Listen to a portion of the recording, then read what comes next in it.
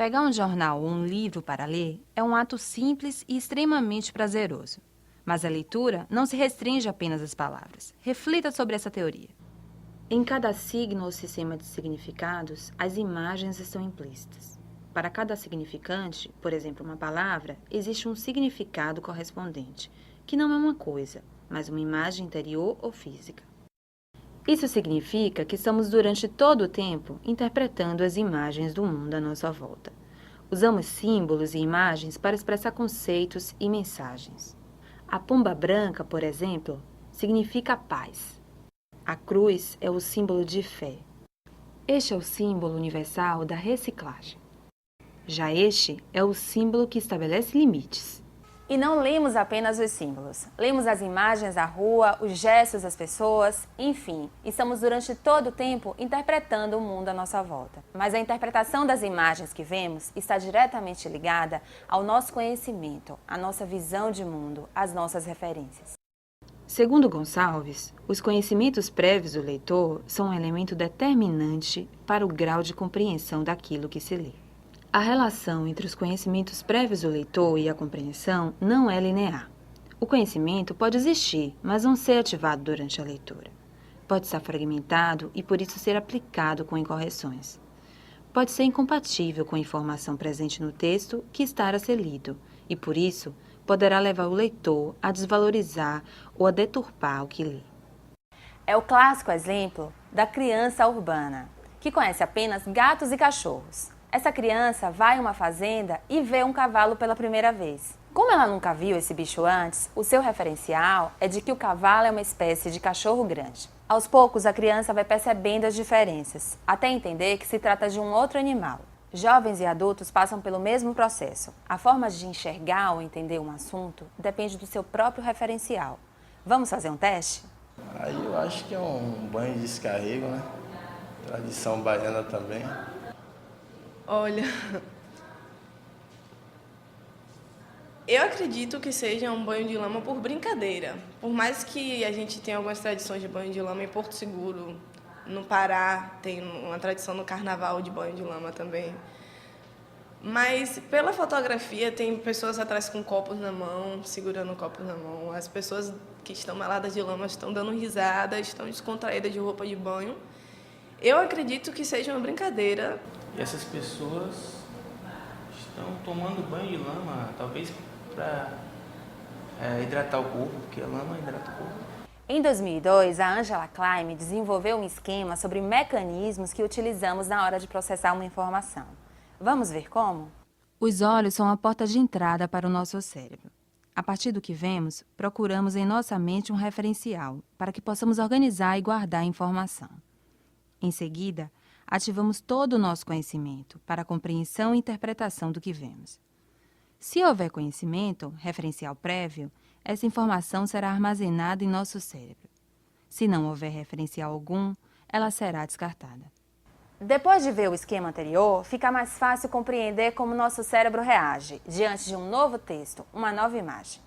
Vamos fazer uma brincadeira? Individualmente ou em grupo, vejam as fotos a seguir. Para cada fotografia, tente descobrir o que aconteceu, quando aconteceu, com quem aconteceu, onde aconteceu, como aconteceu e por que aconteceu.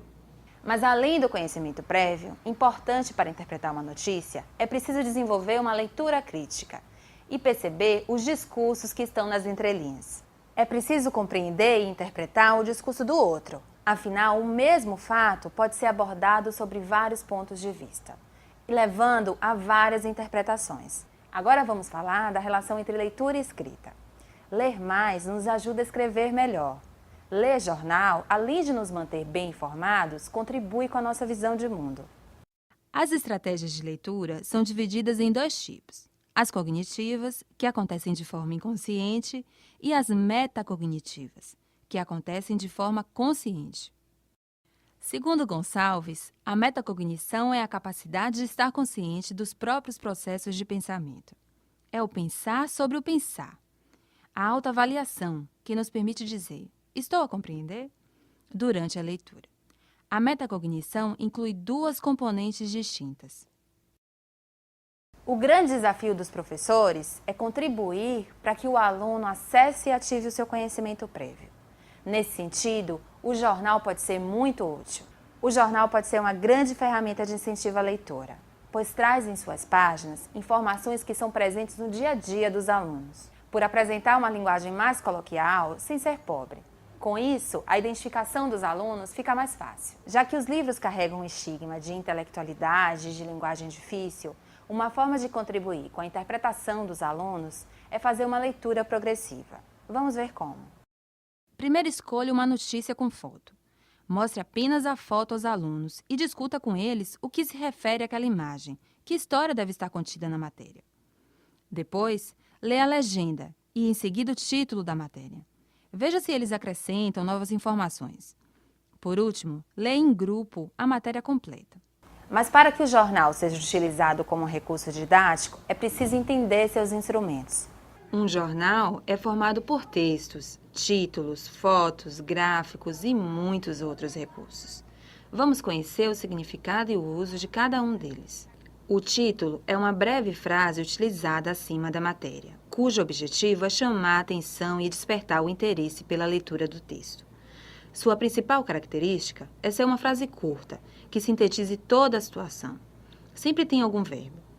O tamanho varia, mas geralmente contém 5 ou 6 palavras. O primeiro parágrafo de um texto de jornal é chamado de lead.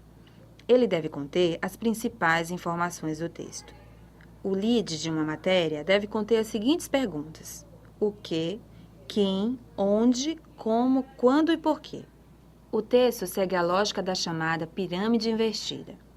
Primeiro, devem ser colocadas as informações, os fatos mais relevantes. Depois, os fatos intermediários. E, por último, informações que não alterem a compreensão da notícia. Na hora de construir um texto jornalístico, procure seguir essas dicas. Use orações breves. Palavras curtas. Dê preferência ao vocabulário usual. Seja direto. Use termos e expressões relacionadas aos seres humanos, suas características. Use adjetivos sem exageros. Use verbos vigorosos, de ação. E coloque-se sempre no lugar da compreensão do leitor. Depois dessas dicas, que tal colocar a mão na massa e planejar atividades de leitura e escrita com o jornal?